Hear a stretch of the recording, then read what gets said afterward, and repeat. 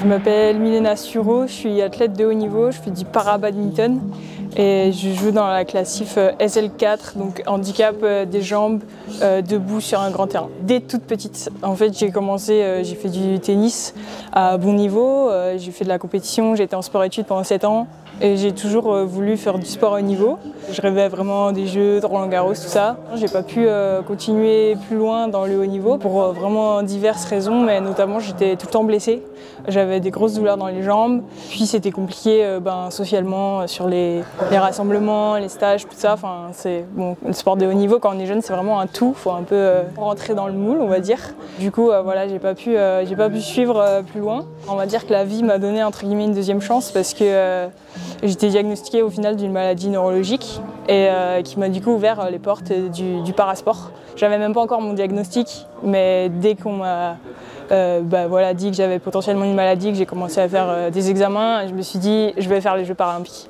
Quand j'étais au collège, j'ai commencé à avoir des douleurs aux jambes qui étaient vraiment hyper intenses.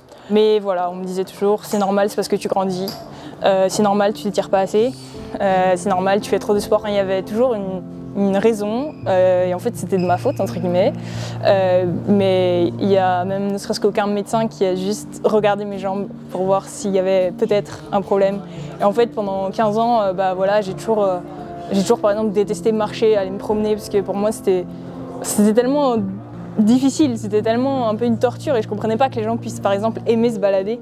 Il y a 2 ans, il y a un médecin qui a juste pris le temps d'écouter ce que je lui dis et regarder, et il m'a dit bah ouais, clairement il y a un gros problème neuro, et du coup c'est comme ça que j'ai pu derrière faire des examens, avoir une prise en charge neuro et avoir un diagnostic. Donc c'est un peu un soulagement, c'est un peu l'inverse de quelqu'un qui a un accident ou une maladie qui vient du jour au lendemain. Quand ça fait 15 ans que tu as l'impression d'être fou quoi, parce que tu dis ok, j'aime pas me promener, peut-être que je suis juste feignante, est-ce que j'ai tout le temps mal aux jambes, mais peut-être que c'est dans ma tête. Enfin, on finit vraiment par se dire bon si aucun médecin et si personne ne prend ça au sérieux, c'est peut-être juste que je suis folle quoi. Et en fait du coup quand on te dit bah non, il y a ça, ça, ça, et là tu comprends 15 ans de ta vie en arrière, ouais bah c'est un soulagement quoi.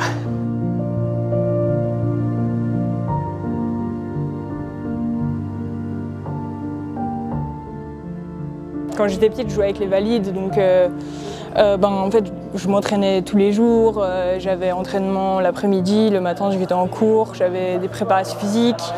En fait, c'est un peu pareil, c'est un peu la même chose, sauf que j'ai un objectif à court terme qui est les Jeux. On va s'entraîner différemment, parce que moi, forcément, aujourd'hui, je ne peux pas m'entraîner tous les jours avec mon handicap, avec ma maladie. Donc du coup, on adapte les entraînements vraiment à chaque profil, parce que si on interviewe d'autres athlètes para, ne serait-ce qu'en équipe de France de parabad, il y en a, ils s'entraînent 2 fois par jour, tous les jours, et du coup c'est totalement différent.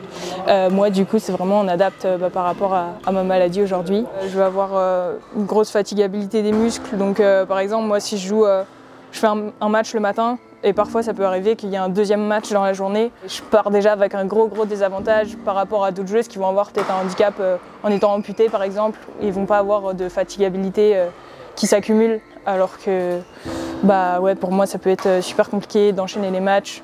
Généralement au 4e ou 5e jour, j'arrive plus du tout à fonctionner quoi.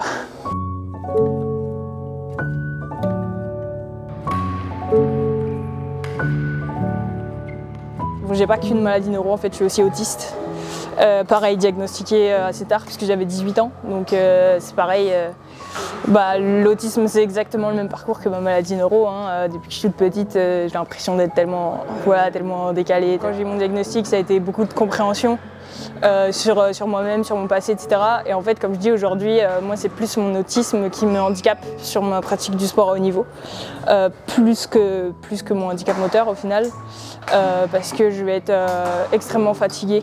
J'ai une fatigabilité qui est énorme et qui arrive très vite. Ma ressource d'énergie le matin, en fait, elle s'épuise super vite parce que sensoriellement c'est compliqué, je supporte pas la lumière, je filtre pas le bruit.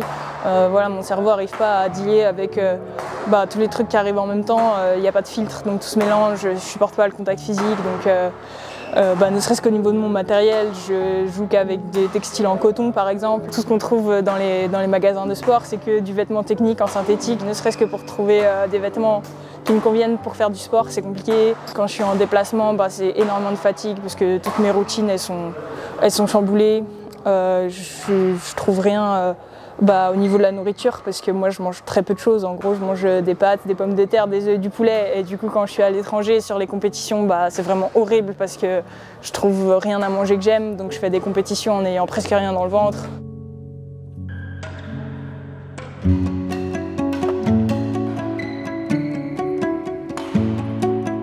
Actuellement, je suis numéro 7 mondial. Je suis vice-championne d'Europe. J'ai remporté la médaille d'argent l'année dernière.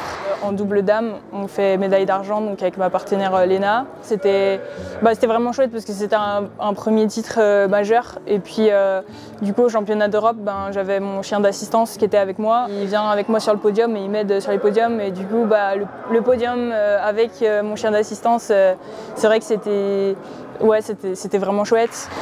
Et j'ai remporté une médaille d'argent sur un Open en Espagne il y a 2 ans. La prochaine échéance, j'espère, les Jeux. On a fini les tournois de qualification.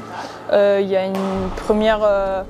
un premier groupe de filles qui ont été qualifiées via le classement. En fait, c'était les 6 premières mondiales qui se qualifiaient, donc moi j'ai fini 7e.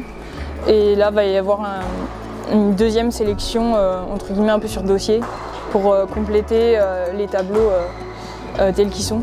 Et du coup, c'est là où j'ai peut-être une chance d'être prise sur cette deuxième sélection. J'espère que je serai qualifiée pour pouvoir aller faire une médaille, peut-être.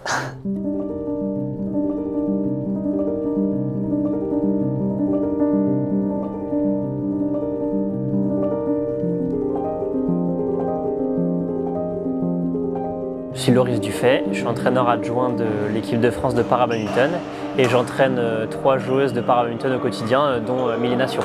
Maintenant, ça fait 2 ans que je l'entraîne. J'étais sportif de haut niveau quand j'étais jeune, donc j'ai fait une carrière de haut niveau jusqu'à 18 ans dans le badminton et je voulais travailler plutôt dans le milieu du handicap, dans les centres de rééducation. Et donc j'ai fait un stage pendant mes études, le para-bad, et en fait ça combinait un peu ma passion et le handicap. Ça fait 9 ans. Et je l'ai fait 2 ans en tant que bénévole et puis du coup 7 ans pour la fédération. J'ai eu de la chance parce que j'avais travaillé dans l'autisme avant, donc j'étais déjà, on va dire, préparé pour m'adapter au quotidien à l'autisme. Donc on partait quand même avec des bonnes bases. On s'entend très très bien, on communique beaucoup. Elle me fait entièrement confiance et je lui fais confiance aussi parce que je vois comment elle est déterminée. Il faut mettre plein d'adaptations au quotidien. Par exemple, on s'entraîne souvent à 14h parce qu'on sait qu'il n'y a personne dans la salle. Parce qu'elle ne traite pas les bruits, donc plus il y a de monde dans la salle, plus c'est compliqué pour elle de jouer. On va enlever aussi la musique, tout ce qui est sur sollicitation sensorielle un peu en général. Après, au quotidien, quand on part en déplacement, on est souvent en groupe, donc on essaie de s'adapter pour qu'elle reste pas trop en groupe. C'est pas toujours facile parce qu'elle parle pas beaucoup, donc faut que je sois tout le temps en alerte et je passe encore à côté de certaines choses aujourd'hui. Et donc il faut qu'on continue à bosser pour que je passe à côté de rien pour qu'elle soit dans le bien-être et focus sur la compétition, quoi. Alors pour tous les entraîneurs qui ont un joueur para devant eux, je dirais qu'il ne faut pas avoir peur. En fait, eux ils sont spécialistes de leur corps, donc c'est eux qui vont vous guider sur ce qu'ils peuvent faire et pas faire. Et nous on est spécialistes du badminton et on sait ce qu'il faut faire et pas faire dans la performance.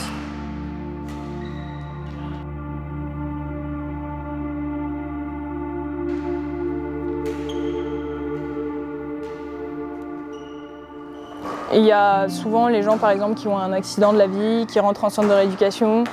Il y en a beaucoup qui vont ressortir en fauteuil roulant parce qu'on ne peut pas tous récupérer pour remarcher et il y en a beaucoup qui ont l'impression que leur vie elle est finie alors qu'en fait pas du tout. Ceux qui aiment le sport, et j'insiste là-dessus parce qu'on a toujours un peu une injonction à faire du sport, mais il y a des gens qui n'aimaient pas le sport avant, qui n'aimeront pas le sport après. C'est évidemment pas à ces gens-là que je m'adresse parce qu'on a le droit de pas aimer le sport. Déjà pour ceux qui aimaient le sport avant, il y a des possibilités en parasport. On peut faire du sport, même en amateur, même si on a un handicap, qu'on soit en fauteuil, qu'on soit debout. Moi par exemple, maintenant j'utilise un fauteuil roulant, mais il y a un moment où j'utilisais des béquilles aussi. Et j'osais pas, par exemple, arriver au gymnase avec mes béquilles parce que je me disais, je cours sur un grand terrain de badminton et je me dis, les gens ils vont me juger avec mes béquilles et c'était hyper compliqué pour moi. Et un jour, j'ai vu aux Jeux paralympiques d'hiver, ça devait être en 2018, Arthur Bauchet qui est skieur, je le vois descendre une piste de ski verglacée à 70 km/h dans la descente.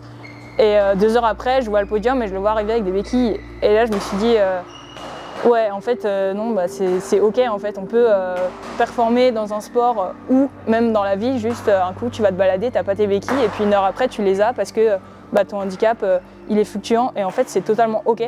Au fur et à mesure de la journée, on peut avoir différents besoins, même si ça se voit pas. Et du coup, ça, vraiment, pour moi, ça a été un peu une révélation. Donc, je pense que c'est important de médiatiser, parce que ça peut aider des gens bien au-delà du sport et dans la vie de tous les jours avec les aides techniques et notamment pour les personnes qui ont un handicap qui ne se voient pas forcément au premier coup d'œil, quoi. Il y a trop de gens qui partent du principe que le parasport c'est nul. Enfin, vraiment, c'est les commentaires qu'on voit. Ou alors c'est drôle, on voit des gens amputés qui courent, enfin, c'est souvent des commentaires un peu comme ça, ou oh, ça me fait pas rêver, alors qu'en fait juste les gens n'ont jamais regardé. Le sport c'est les mêmes émotions, quoi. Donc un 100 mètres para, ça reste un 100 mètres en fait. Je défie quiconque de me dire c'est quoi le temps qui a été fait à la fin. Ouais, 11 secondes ça me fait pas rêver parce qu'un 100 mètres valide c'est 9,58. Est-ce qu'à 2 secondes près, tu arrives vraiment à ne pas rêver? Je trouve ça parfois un peu bizarre comme réaction. Donc déjà ouais, juste faire la démarche de s'intéresser et pas arriver avec un a priori, quoi. Il y a une vraie envie de le faire, il y a des choses qui sont faites. Après, moi je sais pas comment c'est reçu au niveau de la population, est-ce que les gens vont regarder ou pas? Ça je peux pas trop le savoir, mais en tout cas oui, il y a une vraie volonté de mettre en lumière le parasport.